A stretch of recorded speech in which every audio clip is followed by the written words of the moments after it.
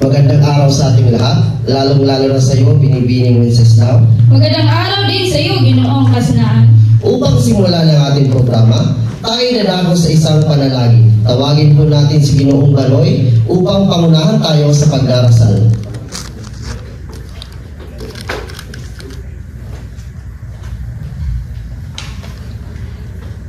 Inihahalog ko po na tumayo ang lahat.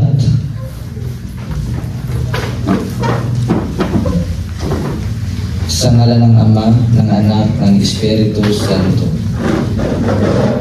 Panginoon, salamat po sa araw na ito na ibinigay niyo sa amin.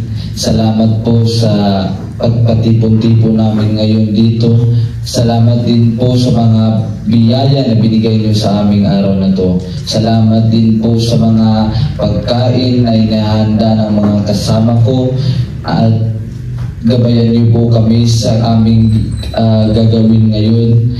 At gabayan niyo po kami sa aming pagdiriwang ngayon. Maraming salamat po, Panginoon. Amen. Sa ngalan ng Ama, ng Anak, ng Espiritu Santo. Amen. Manatili po tayong nakatayo para sa pag-awit ng pambansang awit na pangungunahan ni Binibining Flores.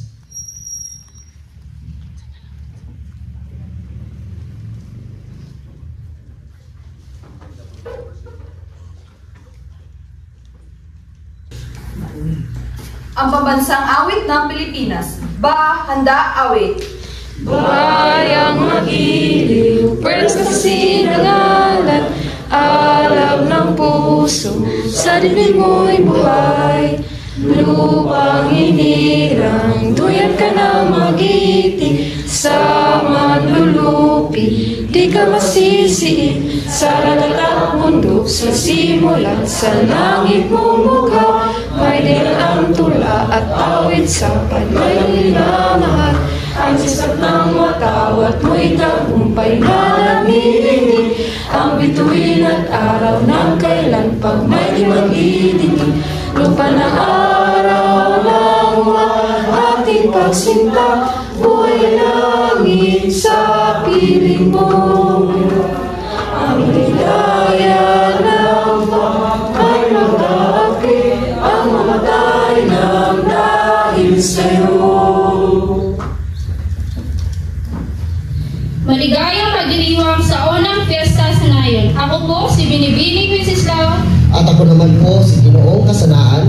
Kami po ang inyong mga tagapagdaloy ngayong araw.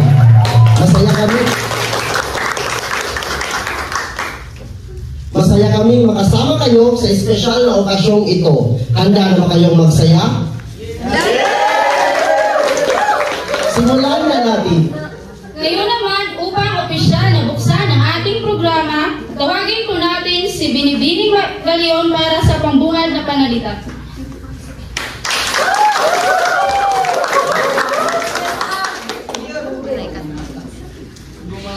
Magandang araw po sa inyong lahat. Malugod ko po kayong binati nabati ang bawat isa sa ating pagtitipon ngayong araw. Tayo po ay narito upang ipagdiwang ang ating kultura at kasaysayan at pagkakaisa bilang isang Pilipino. Ang inyong presensya ay isang patunay ng ating pagmamahal at suporta sa ating komunidad. Naway magsilbing inspirasyon ng ating mga gawain at talakayan ngayong araw upang lalo pa natin kaigtingin ang ating samahan. Muli, marami pong salamat at isang makabuluhang araw sa ating lahat. Mabuhay po tayong lahat. Idinilit lang ako ang pagsisimula ng selebrasyong ito at maligayang pista sa lahat.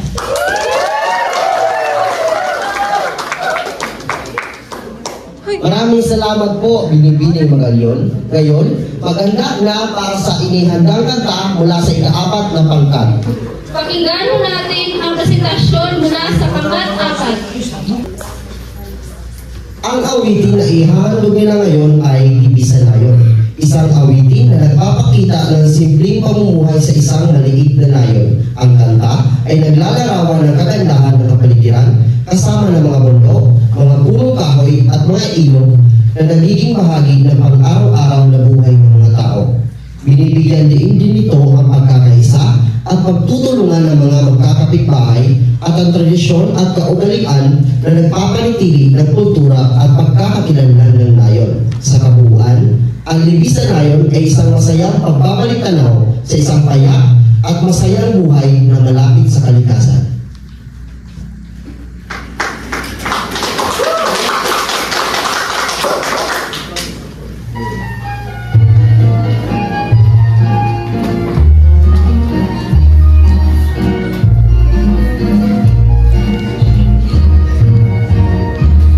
Sa gabing madilim sa libis na nayon, kainting itong gulyabi ay isang himato. Masigaya ang panahon sa lahat ng naroon, bawat puso'y tumutugon sa nilalayon. Puno ng kawayan ay naglangit-ngitan, lalo na kung di pa ng aming amihan. Ang tahimikan itong kabarangan, pinukaw ng tunay ng kasayahan. Kung ang hanap mo ay ligaya sa buhay, sa libis na nayon doon manirahan. Bukid man ay itong kalooban, kayamanan at dangal ng kabukiran.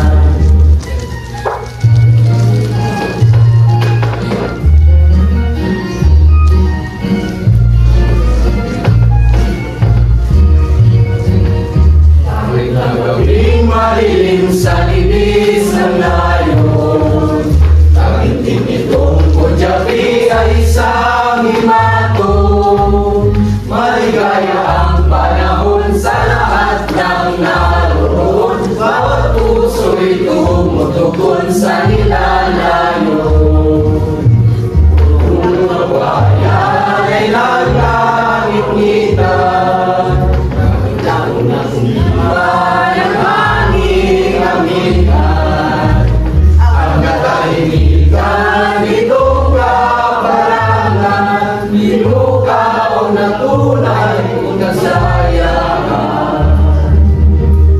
Kung ang hanap mo ay ligaya sa buhay, sa libis na nayon doon manirahan. Sa kabukiran ay itong kalooban, kayamanan at dangal ng kabukiran. Kayamanan at dangal ng kabukiran.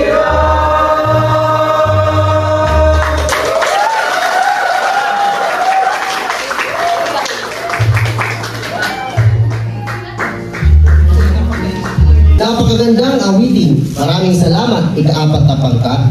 Ngayon naman, tagkilikin natin ang inihandang sayaw mula sa unang pangkat. Handa na ba kayo?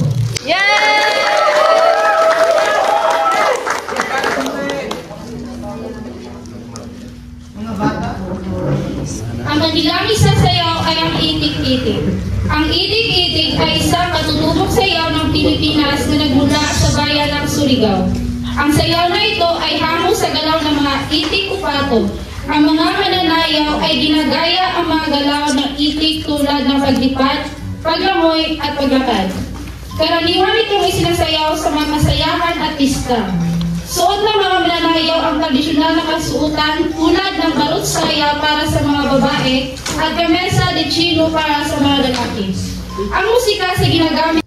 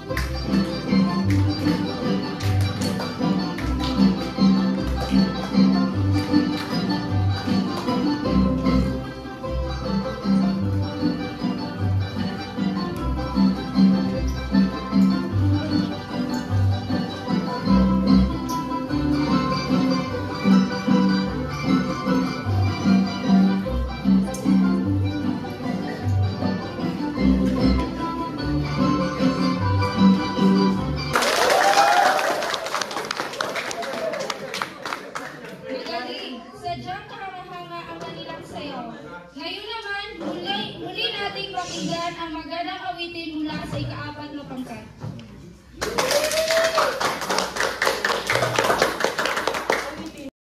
Good.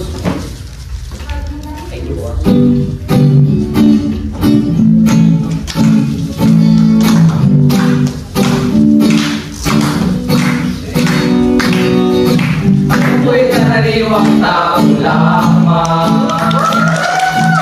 Ayon kay Mayo, yan ang alam.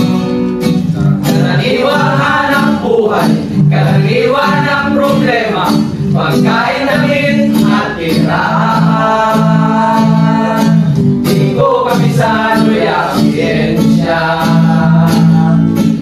Ako'y nalilito sa maraming salita.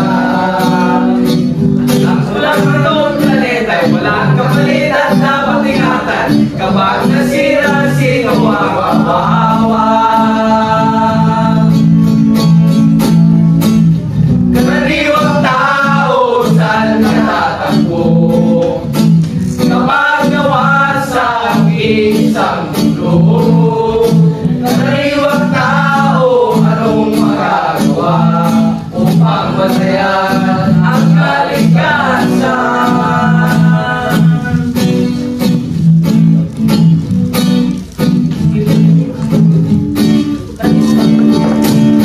Karaniwang tao, saan natatakbo?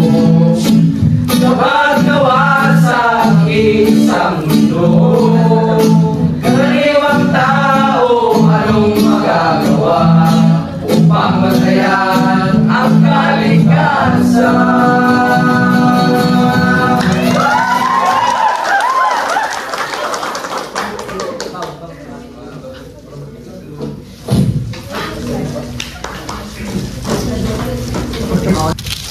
Tumbang preso. Sa tumbang preso, ang isang lata ay nilalagay sa gitna ng paboritong laruan at ang isang manlalaro ang tinatawag na preso na nagsisilbing tagabantay. Ang iba pang mga manlalaro ay nagtangkang itumba ang lata gamit ang kailang sapatos. Kapag natiyak ang lata, kailangan nilang magtakbo at iwasan ang preso. Kasubukang mahuli sila bago maibalik ang lata sa dating pwesto. Luksong baka. Ang luksong baka ay isang tradisyonal na larong pambata na nagtatampok ng dalawang pupunan. Isang manlalaro ang tumatayong parang baka habang ay tumatalon sa ilalim nito. Ang layunin ng mga tumatalon ay makatawid sa ilalim ng baka nang hindi maladapo o natatamaan. Sa bawat antas, ang baka ay unti-unting tumaas para maging mahirap ang laro. Pasahan ng buko. Sa larong pasahan ng buko, ang mga manlalaro ay binibigyan ng isang buko na kanilang ipapasa.